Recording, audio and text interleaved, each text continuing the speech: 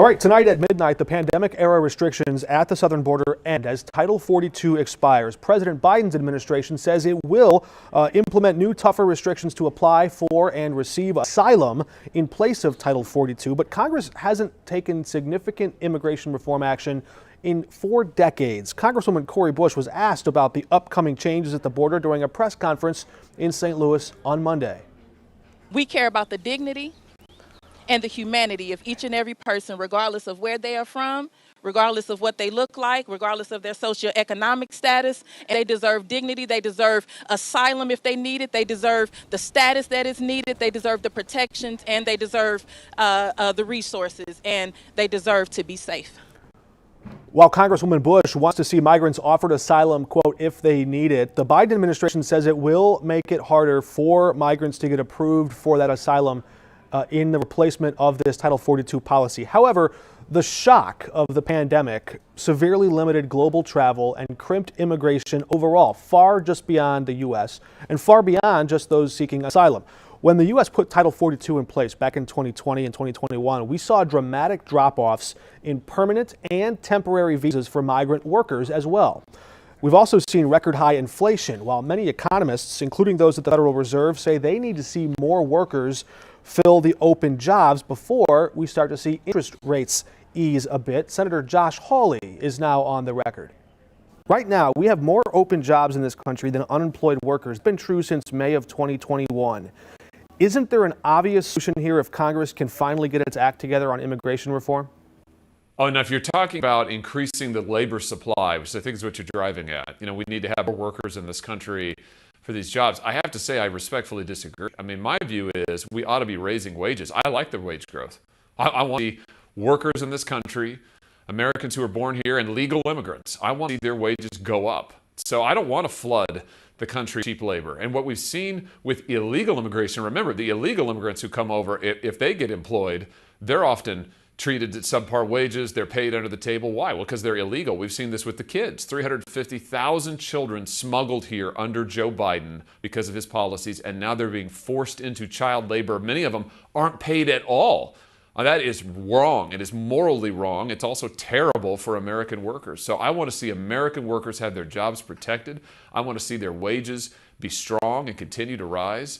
And I don't think we need a massive influx of cheap labor. Of course, people that study migration policy and labor policy look at those, child labor or undocumented workers who sometimes do accept sub-minimum wages, do so because they have to live in the shadows because they were forced into an illegal immigration process. If there was a legal process for them to cross the border, go through that process and get here on some sort of a temporary visa, work visa, perhaps they wouldn't be subjected to that. But I want to quote from the St. Louis Federal Reserve, who said many immigrant workers here on visas left to go home to their countries of origin during the pandemic. And Jerome Powell said, quote, in the labor market, demand for workers far exceeds the supply of available workers. I hear what you're saying about the economy, but we need more goods to cool inflation. We need more people producing goods to cool inflation. Who works those jobs? Often it's immigrants who are willing to work for those lower wages. So I'm not sure, can't you cool inflation if you have more production of goods? No, we need blue-collar wages to go up. Look at the wage growth in the last just few decades, Mark. Look who has captured all of it. Has it been the workers? Look at the productivity growth, I should say. Who's captured all of it? Has it been the workers? No, it's been the corporations. Corporate profits have gone through the ceiling.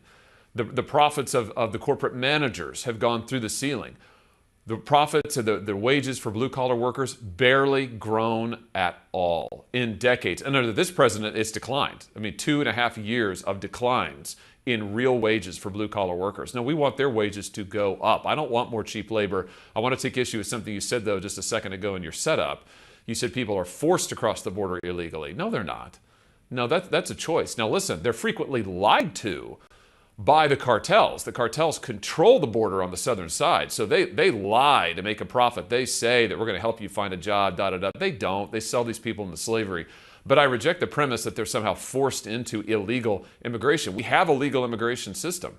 It's actually quite robust in terms of the number of people annually it allows into the country. We need to be telling folks who want to come here, hey, great, go get in line like everybody else who has come here legally. And we need to say to the cartels, we're going to stop your criminal enterprises that is flooding our streets with crime and flooding our schools with drugs. But forced could have been a clumsy verb there. Perhaps a better way to say that is the stuck between a rock and a hard place. One last point is from economists. They take issue with how you're framing this as a choice between low wages and cheap labor and real wages. Inflation cheapens how far our dollar can go anyways. I'm going to read you a quick quote and get your reaction from two professors who study this. Quote, "To achieve higher real wages while reducing inflation and encouraging employment, the U.S. must either increase labor force participation and expand training, or increase the pool of workers available through the admission of foreign workers."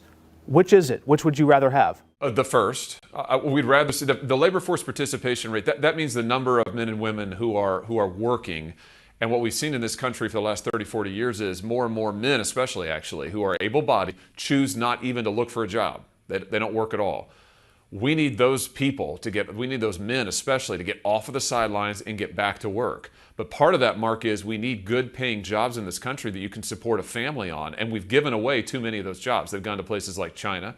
And we're not going to be helped. This problem is not going to be helped by increasing the supply of cheap labor in this country. Now, I would just say immigrants who come into the country legally, they're not cheap labor in the sense that they're protected by our laws. They're protected by our labor standards. And we, of course, can set the number every year. But illegal immigration and the smuggling that goes with that is a supply of cheap labor that I've got serious issues with. And I think overall, we want to see real wages, and especially blue-collar wages, go up. And I'm not interested in providing these global corporations with a huge supply of cheap labor. That's what they want, no doubt, but I'm not interested in it. All right, Senator, thanks for your time. Hey, you bet.